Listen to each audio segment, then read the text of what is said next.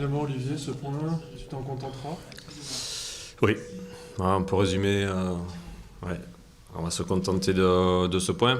Au niveau du résultat, quand on vient à l'extérieur, c'est ce que j'avais dit aux joueurs. Pour moi, c'est un bon résultat. Maintenant, vu comment s'est passé le match, un petit peu déçu sur les erreurs que l'on fait, notamment derrière. Et puis une ou deux occasions aussi qu'on peut mettre au fond. Voilà, avec quelques petits regrets sur le jeu. Ouais. Finalement, le but d'Arles-Avignon est venu sur une phase de jeu que vous n'appréciez pas beaucoup, une perte de balle en milieu de terrain. Ouais, une perte de balle, une mésentente entre deux joueurs. Voilà, bon, après on va la chercher au fond. Ça m'ennuie, on manque encore de maîtrise, on manque de sérénité dans la construction. Voilà, bon, là, on l'a payé cash. Bon, c'est des choses qui peuvent arriver aussi. J'ai bien apprécié la réaction des joueurs sur la fin de la première mi-temps où on a cherché à jouer, on a trouvé, on s'est mis dans de bonnes situations. Ça, c'était très intéressant. On met un joli but. Voilà, on a une ou deux occasions où on peut enfoncer. Malheureusement, bon, voilà, c'est le match. Après, je pense qu'eux aussi, on en a une ou deux pas mal. Donc, notre gardien de but a encore fait ce qu'il fallait. Ça c'est pas mal. Mais je reste quand même avec un petit regret sur le jeu. Voilà. Ça manquait de fluidité, ça manquait de niaque un petit peu partout. Voilà. En deuxième mi-temps, votre message c'était de procéder par contre? Non, c'était de rester bien compact et de continuer à jouer. C'est ce qu'on a essayé de faire. Je pense qu'après, quand on a égalisé, on s'est retrouvé avec de l'espace aussi pour nos attaquants qu'on n'a pas toujours exploité, sauf sur un ou deux centres. Voilà, je pense à l'occasion de Julio Tavares.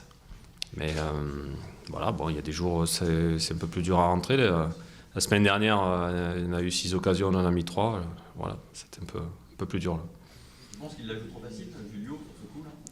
Je pense qu'il s'est relâché un petit peu. Maintenant, bon, ça va vite aussi. Ça va vite aussi. Le gardien a fait un bel arrêt. Il est là pour ça. Donc, mais c'est une belle action. Bon. C'est une belle action. Comme sur le but aussi, c'est une belle action. Je pense que Thomas est en pleine bourre en ce moment. Il nous aide pas mal. Et voilà, après, il manque plus qu'à, les filer au fond. C'est pas toujours simple. Non, je regrette plus le fait que voilà, on manque de sérénité, notamment derrière.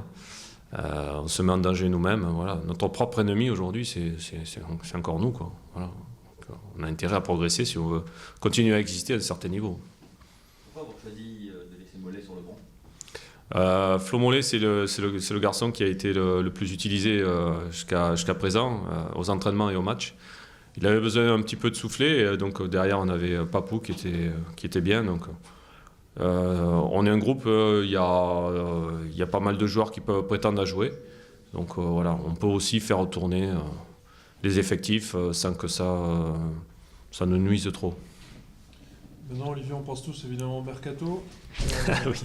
Dans la Provence, ce matin, on disait que la CR de l'Avignon était intéressée par Raphaël Caceres. Ouais. C'est la Provence qu'il a dit. Ouais, non, voilà, c'est le début.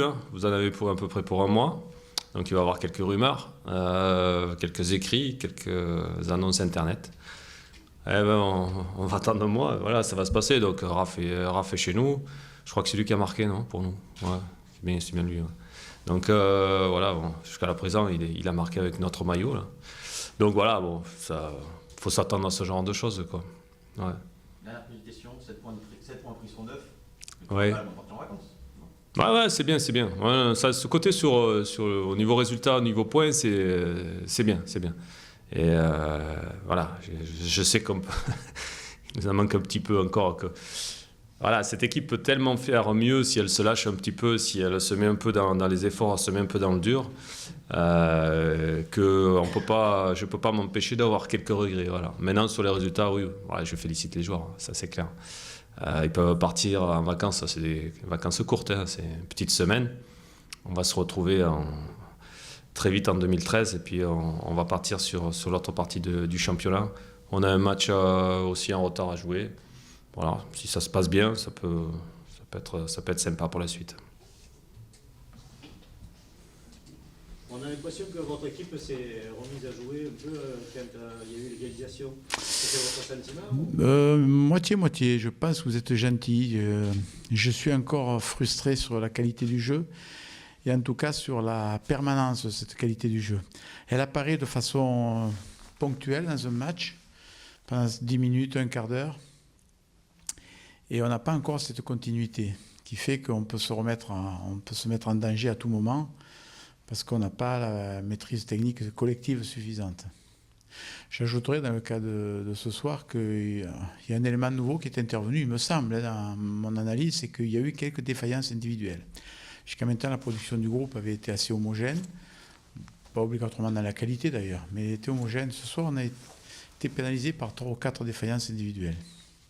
Je ne vous dirai pas lesquelles, bien sûr, c'est à vous de les deviner. On a le sentiment que ce soir, l'équipe pouvait guère espérer mieux que ce match nul, alors que contre Tours, on avait des regrets à la fin de la rencontre.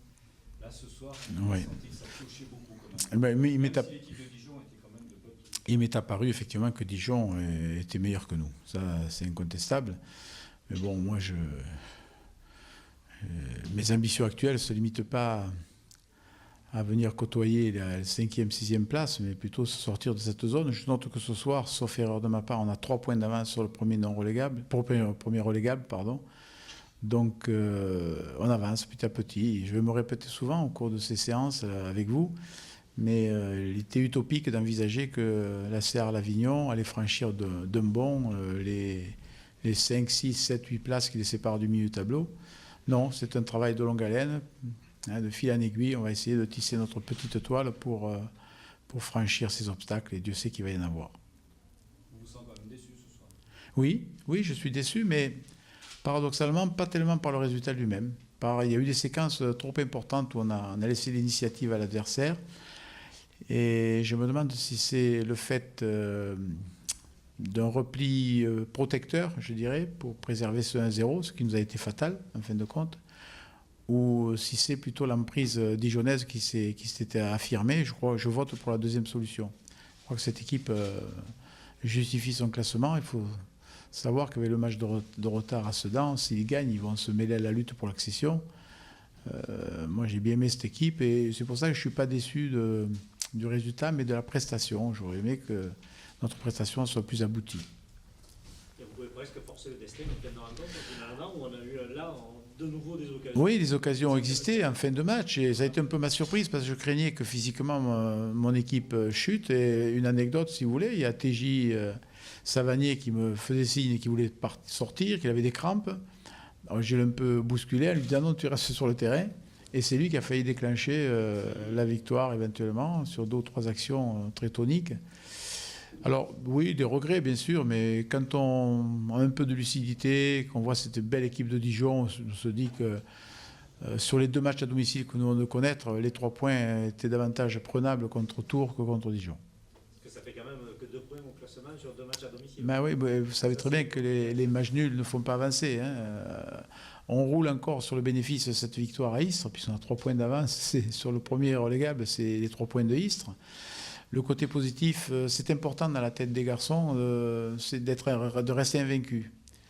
Alors, il va falloir franchir un palier. J'espère que, pour les raisons que j'ai déjà exprimées ici face à vous, on pourra avoir les éléments, les moyens de monter d'un cran nos ambitions offensives, en tout cas, pour se mêler à une lutte qui ne concerne plus la 16e ou la 17e, mais peut-être un peu plus haut.